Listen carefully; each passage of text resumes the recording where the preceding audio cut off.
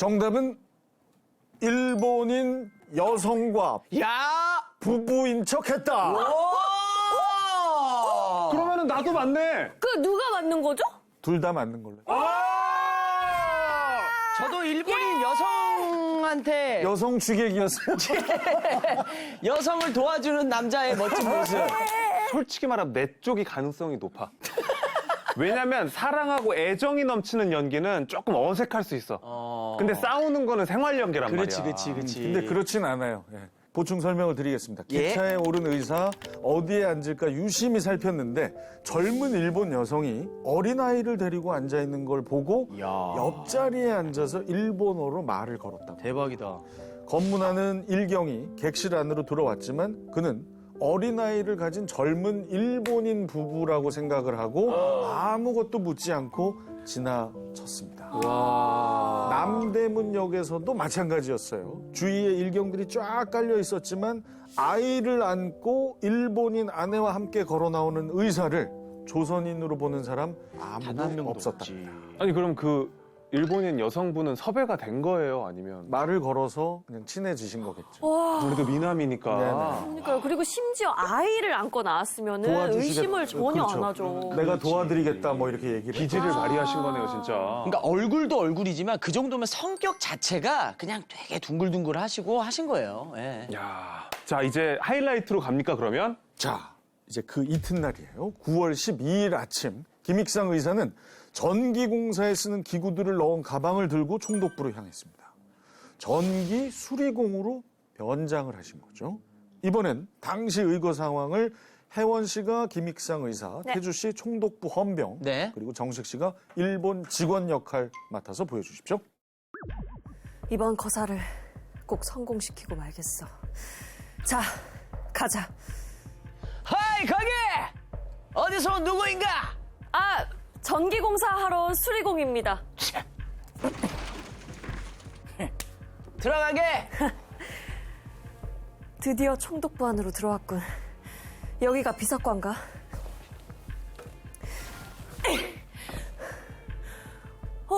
왜 터지는 소리가 안 들리지? 일단 빨리 다음 폭탄을 던져야겠어. 제발 터져라.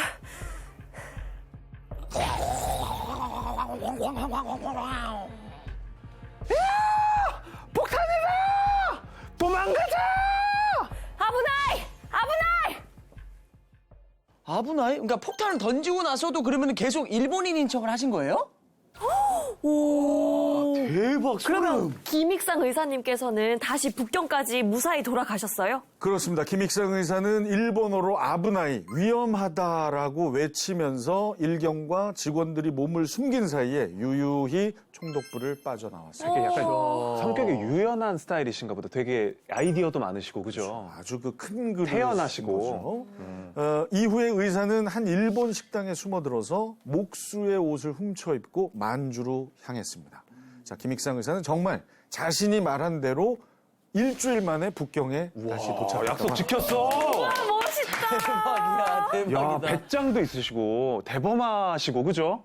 아니 근데 사실 조선 총독부에 폭탄이 터졌다고 하면 진짜 그 당시 난리 났을 것 같은데. 엄청났죠. 의거가 일어나자 일경은 비상령을 내리고 범인 체포에 혈안이 됐는데 결국 폭탄 던진 사람이 누군지 짐작도 하지 못하고 색출에 실패합니다. 와, 진짜 대단하시다. 자, 이 사진은 의거 현장 도와 당시 의거를 통해서 훼손된 총독부 내부 모습입니다.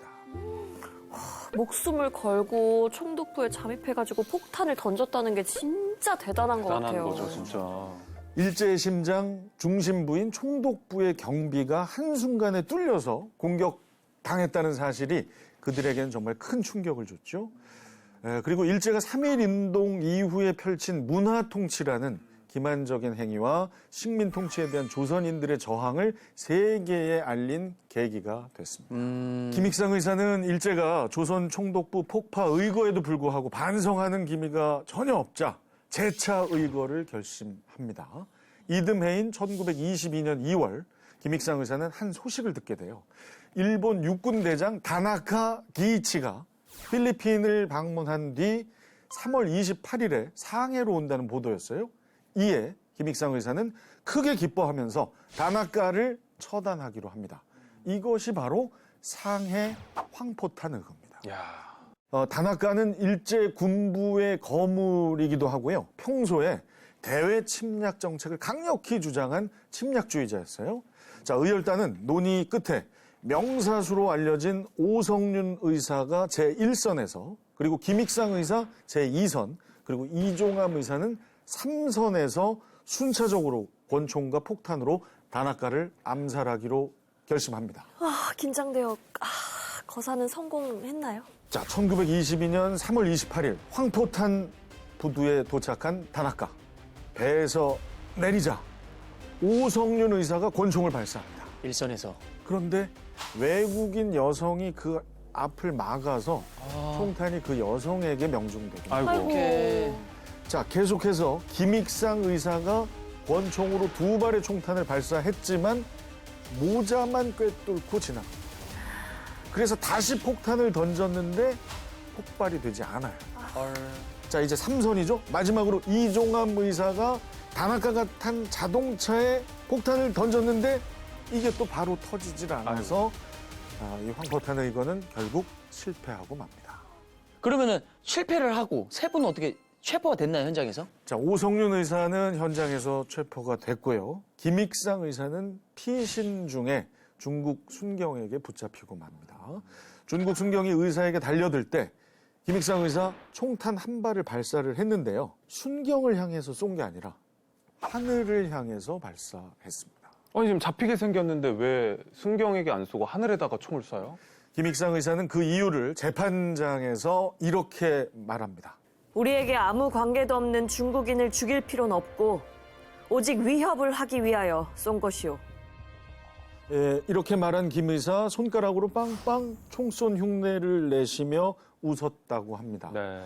비록 앞서서 그 외국인 여성이 총에 맞는 일이 발생을 했잖아요. 그렇지만 이 의열단은 최대한 무고한 희생은 나오지 않도록 노력했다는 점을 알 수가 있습니다. 아까 전에 일본인 그 부부 연기까지도 포함해서 좀 여유가 있고 그릇이 크신 분인 것 같다는 생각이 들어요. 그래서 체포된 이후에 김익상 의사님은 어떻게 되셨나요? 자, 김익상 의사는 5월 3일 일본 나가사키로 압송이 되어서 9월 25일 무기징역형을 받았고요. 검사가 다시 항소해서 사형을 받게 됩니다. 하지만 그 후에 몇 차례 특사로 감형이 되어가지고 1936년 8월 2일 가고시마 형무소에서 추록을 하시게 됩니다. 그래도 사형 선고를 받았다가 감형이 되고 또 추록을 하셨다니까 너무 다행인데 추록 이후에는 어떻게 지내셨는지도 궁금해요. 귀국을 하셨고요. 조카 집에 머물렀는데 안타깝게도 일경에게 연행이 된 후에 소식이 끊겨서 그 후의 사실은 정확히 알 수가 없습니다. 뭐 일경에게 암살을 당했다, 연행 중 한강에 투신을 하셨다, 뭐 등의 이야기가 있긴 합니다만, 자, 우리 정부는 김익상 의사의 공운을 기려서 1962년 대한민국 건국훈장 대통령장을 추서했습니다. 독립을 위해서 이렇게 많은 일을 하셨는데 마지막이 어떤지 모른다니까 그게 참 마음이 아프네요. 네. 자, 그러면 두 번째 문제 드리겠습니다. 와우. 미국인 기자 님 웨일스의 책 아리랑에는 의열단원은 언제나 죽음을 눈앞에 두고 있다고 생각해 언제나 옷을 멋지게 차려입고 머리를 잘 손질했으며 이것 하기를 좋아했다라고 기록되어 있습니다. 과연 어떤 것을 하기 좋아했을까요? 오늘 지금 녹화 중에도 은근히 힌트가 나갔었어요. 서현비 네. 배우는 지금 알아차린 것 같고요. 너무 슬프다. 너무 슬퍼요. 답을 잘 모르시는 것 같은데. 아니에요. 이거 맞는 것 같아요. 이것 하기를 좋아했다? 다 쓰셨어요? 예. 자, 하나, 둘, 셋. 우리 조정식 씨, 연기요? 독립운동을 하면서 그런 상황들이 많이 생길 테니까 이제 좀 연기 연습 같은 것들을 좀 하지 않았을까. 또 그렇게 생각할 수도 있겠네. 네. 우리 서현 배우? 계속 사진들이 나왔잖아요. 이야. 멋지게 차려 입으시고 사진을 늘 찍었다는 증거이고요. 그리고 언제나 죽음을 생각해서 옷을 차려입고 사진 찍기를 좋아하시지 않았을까. 아, 그 영화에 사진 찍는 장면들이 많이 나오긴 많이 나와요. 지금 그래서 아까 슬프다라고 얘기하신 게 그게 마지막 사진일 수 있으니까. 약간 영정 사진처럼. 그래서 아, 그 사진을 찍는 이유가 너무 슬퍼요. 자, 같은 답 쓰신 저도 우리- 사진 찍기예요. 네, 예. 나태주 씨. 남는 게 사진뿐이었을 것 같아요. 그렇게 기여를 하고 뭐 상을 받아요, 돈을 받아요, 뭐를 해요? 그때 당시 그냥 남길 수 있는 거는 사진. 아니, 저는 반박을 하자면 예. 독립운동을 해야 되잖아요. 네. 근데 얼굴이 남는 자료가 남겨지면 저는 굉장히 불리할 것 같다는 거죠. 신분이 탄로가 안 나야 되는데 과연 사진 찍기를 즐기셨을까? 상당히 일리 있는 반발이에요. 자, 정답은 연기일 것 같아요? 엄청 설렜네. 사진 찍기입니다. 아니, 왜 찍으셨지? 또 신분이 탄로나는데. 림 웨일스 기록에 따르면 의열단은 사진 찍는 것을 좋아해서 언제나 이번이 죽기 전 마지막 사진이라고 생각하면서 사진을 찍었다고 너무 합니다. 가슴 아프지. 하지만 우리 조정식 씨의 얘기대로 얼굴이 노출될 경우에 탈출 도피 과정에서 잡힐 수 있고 또 활동하는 데 제약이 크기 때문에 원판은 철저히 회수했다고.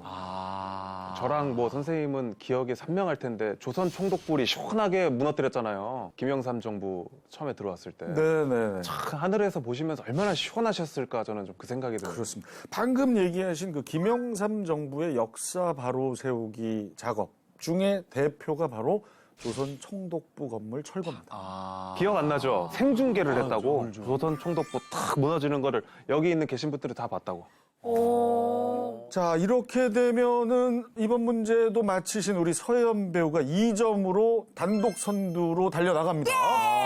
이제 모르는 거예요. 아직 한 문제 남았으니까. 자, 그 뒤를 이제 공동 2위 조정식, 나태주 뒤따릅니다. 따라오세요. 꼴등 아닌 게 어디예요? 따라오세요. 자, 지금 우리 그 김익상 의사와 함께 의열단 얘기를 쫙 해주셨는데 그러면은 한인애국단 얘기를 해주실 차례죠? 좋습니다. 네. 자, 광복절 특집 의열단과 한인 애국단. 다음 이야기는 이봉창, 윤봉길 의거와 함께 한인 애국단의 4대 의거로 불리는 조선 총독 암살 미수와 다롄 의거 미수 사건입니다.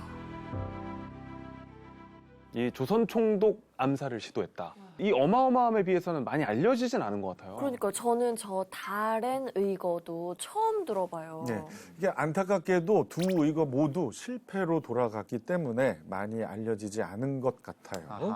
하지만 실패로 돌아간 의거도 우리 선조들의 치열한 독립투쟁의 과정 중에 하나이기 때문에 꼭 알아두셔야 할 것 같아서 오늘 이야기를 준비했어요. 네. 자, 먼저 얘기해드릴 조선 총독 암살 의거는 최근에 한능검 시험에도 사료가 출제됐었습니다. 자, 준비를 해왔어요. 다 같이 한번 풀어보겠습니다. 문제 보여주십시오.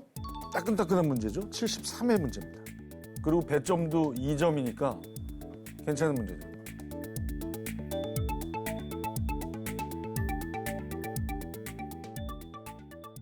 자, 다 쓰셨죠? 하나, 둘, 셋. 오, 이렇게 갈려요. 옳은 것은? 옳은 것은이었다. 그러니까 아닌 것은 하기엔 너무 많지 않아요? 맞힌 거면 최악인 거 알 수 있어. 이게 정답일 경우. 저기 다음 달에 시험은 안 보셔도 보는 될 것 걸로 같습니다. 해. 제 생각엔 조금 제가 시기상조인 쉽지 것 같고요. 우리 3번 쓰신 분, 네. 조정식 씨. 아까 표에 써 있었던 것 같은데. 그죠? 그러니까요. 그니까요. 아까 표에 윤봉길 써 있었잖아요. 한인애국단을 대표하는 단원 두 분이라고 제가 아까 딱 두 분을 짚어드렸거든요. 네. 우리가 이제 공부할 때는 봉봉 브라더스라고 해요. 그래서 정답은 3번입니다. 3번. 일제가 조작한 백오인 사건으로 와해되었다, 해체되었다. 저거는 신민회에 대한 이야기예요. 2번. 파리 강화회의에 독립청원서를 제출하였다. 저거는 신한청년당이라는 곳에서 김규식을 파견합니다. 근데 신한청년당이 대한민국 임시정부로 바뀌어요. 그래서 임시정부라고 해도 맞고 신한청년당이라고 해도 맞습니다. 3번. 윤봉길 의사께서 홍코공원에서 의거를 했다. 봉봉 두 분 다 한인애국단 단원입니다. 정확한 정답이고요. 4번. 신채호가 작성한 조선혁명선언을 지침으로 삼았다. 의열단의 행동 강령이 바로 이거예요. 혁명으로 독립을 쟁취하자라는 생각이 많으셨기 때문에 의열단의 생각과 일치해서 김원봉 단장이 신채호 선생을 찾아가서 저희를 위한 글을 좀 써주세요 해서 처음에 고사하시다가 써준 게 바로 조선혁명선언. 엄청 시험에 많이 나와요. 자, 그리고 5번. 군사훈련을 위해 조선혁명 간부학교를 설립했다. 이게 누가 했어요? 김원봉. 김원봉 선생님. 의열단. 의열단의 이야기. 이제 조선 총독 우가키 가즈식의 암살 의거에 대해서 이야기해드리겠습니다. 자, 이 의거는 영화 암살의 모티브가 된 사건이기도 한데요. 자, 의거의 주인공 문제에 나왔던 유진만 의사와 이덕주 의사 두 분입니다. 자, 1932년 3월 김구 선생의 제안으로 우가키 총독 처단 의거에 나선 이덕주 의사는 권총 한 자루 탄환을 가지고 황해도 신천으로 잠입해서 거사를 준비합니다. 하지만 신천에 도착한 이덕주 의사는 경계가 엄중해서 단독으로는 의거를 추진할 수 없다고 판단합니다. 그래서 동지를 파견해 줄 것을 요청해요. 1932년 3월 31일 이덕주가 김정애라는 인물에게 보낸 편지에 이렇게 적혀 있습니다. 나태주 씨? 며칠 전에 보낸 편지를 받아보셨습니까? 제 요청을 들으면 뜻대로 잘 될 것 같으니 회답을 바랍니다. 상황이 어려워서 여러 번 편지를 보낸 것 같아요. 그렇습니다. 이 의덕주 의사는 현재 상황을 속수무책이라고 언급하며 자신의 곤란한 상황도 전달을 했는데요. 자, 얼마 후인 4월 김구 선생 유진만 의사를 파견합니다. 네. 상해 신의주를 거쳐서 이 의사가 있는 황해도에 도착한 유진만 의사는 이덕주 의사와 합류해서 우가키 총독 암살 거사를 준비합니다. 자, 후에 윤봉길 의사의 기록에 따르면 당시 유진만 의사는 윤봉길 의사에게 이런 말을 했다고 하는데요. 조정식 씨? 나는 이번 암살을 위해서 조선으로 가게 됐다. 조선에 도착해 용건이 있으면 부를 테니 오도록 하라. 그러면 두 의사가 뭔가 이게 힘을 합쳤으니까 좀 상황 자체가 좀 나아졌나요? 수월해졌나요? 근데 안타깝게도 아니었어요. 이미 이덕주 의사가 신천에 도착했을 때부터 네. 예의주시하고 있던 신천 경찰이 이덕주 의사가 신원불명의 인물과 만나자 두 사람을 함께 잡아들이고 맙니다. 결국 취조 중에 조선 총독 암살을 준비하던 사실이 발각되고 의거는 실패합니다.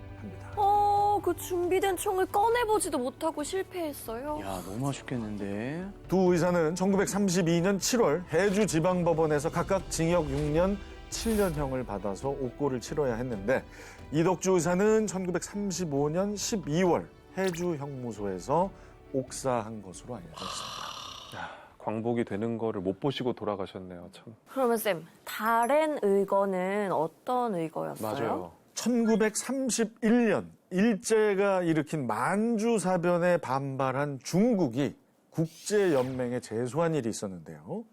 국제연맹은 조사단을 파견했고요. 한인 애국단은 조사단이 만주 다롄에 도착할 때 일본 관동군 사령관 혼조 시게루 등 고위직들이 있을 것이라고 예상을 하고 거사를 계획합니다. 이때 거사에 나선 분들 바로 최흥식, 유상근 의사였습니다. 저기 계시네요. 김군 선생님 딱 뒤에. 그러게요. 이게 국제연맹이 파견한 조사단이 도착하는 거면 아무래도 전 세계 이목이 집중되는 일이잖아요. 그렇죠. 이 거사에 성공을 한다면 국제적인 이목을 끌어서 조선의 상황과 항일 독립운동을 널리 알릴 수 있는 계기가 되는 거죠. 자, 국제연맹 조사단이 1932년 5월 26일에 도착한다는 사실을 알게 된 의사들 본격적인 거사 준비에 돌입합니다. 당시 암살 계획은 혼조 시게루가 열차로 움직이거나 타고 내릴 때 폭탄 혹은 권총을 사용하는 것이었습니다. 그리고 의거가 만약 실패할 경우를 대비해서 조사단이 다음 행선지로 이동하는 30일 오전에 두 번째 의거까지 준비를 했어요. 그리고 거사를 마친 후에는 자결까지 생각을 해두었다고 합니다. 진짜 말 그대로 목숨까지 다 바쳐서 진짜 투쟁을 하신 거네요. 그러니까 이렇게나 치밀하게 준비를 했는데 결국에 실패로 돌아간 거예요. 여기서 마지막 문제를 드리겠습니다. 거사를 이틀 앞둔 5월 24일 최흥식 의사가 일경에 붙잡히면서 이 거사가 추진되지 못했는데요. 최흥식 의사가 발각된 이유는 무엇이었을까요? 1번 불심 검문에서 총기가 발각되어 2번 밀정의 고발로 발각되어 3번 상해에 보낸 편지가 발각돼요. 4번 숙소 주인의 신고로 발각돼요. 자, 조정식 씨 다 적으신 것 같고요. 네. 서현 배우 이미 적었고요. 네. 자, 나태주 씨 다 됐으면 네. 하나, 둘, 셋. 그래도 좀 슬프지만. 자, 번호가 다 갈립니다. 다 갈렸어요? 2, 3, 4로 갈렸어요. 오. 자, 우리 조정식 씨. 밀정의 고발로 발각이 돼서 우리한테는 조금 또 슬픈 역사인 게 아닐까 하는 생각이 좀 들더라고요. 그래서 좀 많이 덜 알려진 게 아닌가? 아하, 좋습니다. 자, 다음 3번 서현 씨. 아까도 편지를 많이 주고받잖아요. 근데 주고받는 편지에서 안 가는 경우들도 있고 그래서 또 쓰고. 그러니까 이 이야기의 중간쯤에 편지 이야기가 있었기 때문에 자, 숙소 주인이요? 주변에 이제 경찰들이 이제 막 이제 수소문 하고 있는데 숙소 주인이 이상하다. 예. 방에서 자꾸 뭐 이렇게 총기 조립하는 소리도 나고 정보를 흘린 거죠. 충분히 있을 수 있는 일입니다. 정답은 레터가 발각돼. 야, 편지. 내가 아까 그 편지 읽었잖아요. 그래요. 편지 읽으셨잖아요. 난 왜 몰랐어? 저 편지가 발각이 밀정의 돼가지고. 고발이 편지로 이루어졌던 건 아니에요? 그 편지가 숙소 주인한테 와가지고 발각이 된 거 아닐까요? 제가 봤을 때 그런 경우도 있을 것 같은데. 정말 구차합니다, 지금. 네. 자, 다른 의거 준비 과정에서 최응식 의사가 태릉로 신천상리 20호 곽윤 앞으로 보낸 편지가 배달 불능 정보로 분류가 되고요. 야. 이것을 수상하게 여긴 상해 일본 총영사관이 관동청에 발신인 체포를 요청하면서 정체가 발각돼서 체포된 것입니다. 근데 곽윤은 누구예요? 좋은 질문이에요. 이 편지를 보낸 주소지가 독립운동가분들이 통신용으로 이용하는 주소였고요. 수치인 곽윤은 바로 김구 선생의 암호명이었습니다. 하지만 김구 선생은 윤봉길 홍커우 공원 의거 직후에 피신한 상태여서 이 정보를 받지 못했고요. 며칠이 지나자 배달 불능 정보로 분류가 된 겁니다. 어떡해요. 최홍식 의사도 그런 일이 생길 거라고는 꿈에도 모르셨을 텐데. 그렇지. 그러니까 이 최용식 의사께서 체포된 후에 유상근 의사 등 3명의 한인 애국단 단원들이 추가로 체포가 됐는데요. 일제는 한인 애국단에서 국제연맹 조사단 일행을 폭파하려 했고 이를 붙잡은 것이라고 왜곡 보도까지. 야, 체포된 것도 모자라서 이상한 뭐 누명까지 씌우고 참. 자, 그 후에 이제 김구 선생 8월 한인 애국단 선언을 발표해서 다른 의거의 목적을 분명히 밝히면서 한인 애국단 투쟁은 조국의 독립을 쟁취하는 날까지 계속될 것임을 강조했습니다. 최용식 의사 그리고 유상근 의사는 각각 10년형 무기징역형을 선고받고 옥고를 치렀는데 유상근 의사는 제2차 세계대전 발발과 함께 미순 형무소로 이감이 되어 광복을 하루 앞둔.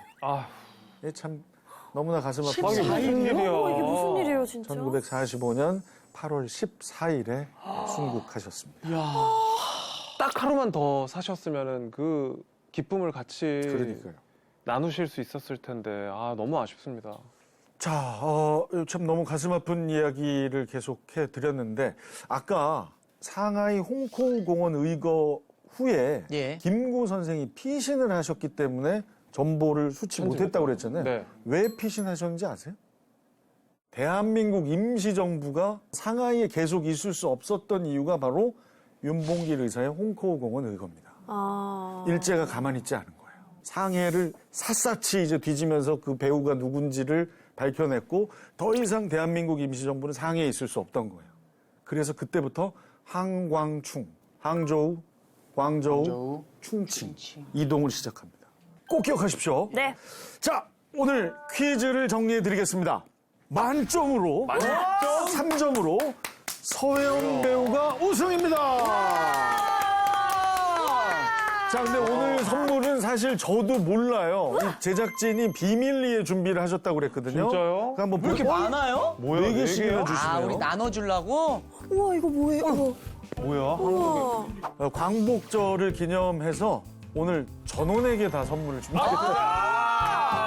진짜요? 그러면 하나씩 이렇게 제가 그렇죠. 그러니까 서현 배우는 그냥 명예만 가져가시고. 근데 너무 좋아요. 근데 만점명에 이런- 너무 좋은데요? 네, 이런 명예 정말 감사합니다. 감사해요. 이건 혜연 씨가 주시는 거네. 와. 한국 독립운동 대한민국 임시정부 전통차 허브차 세트네요. 이야, 이거는 못 먹겠다.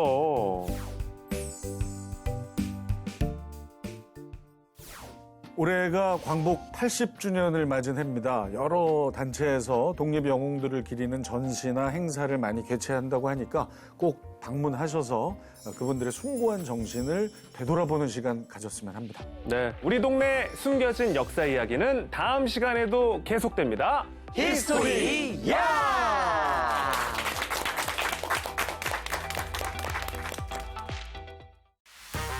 세 분 공통점을 발견했습니다. 음원을 낸 적이 있던데요. 세상이 아름다워 10년 전에. 아기보. 정말 사랑해서 오늘 주제와 음악이 연관이 있기 때문입니다. 대나무 채로 어의 뒷목 부분. 경추 때리고 등을 훑어요. 조선시대만 해도 여성이 판소리를 한다는 거 상상 못할 일이었어요. 아이, 웬 개집이 갑자기 찾아와가지고는 확시 그냥. 남장을 하고 소리 훈련을 이어나가요. 우와. 저 3m 높이까지 가는 거예요. 얼쑤!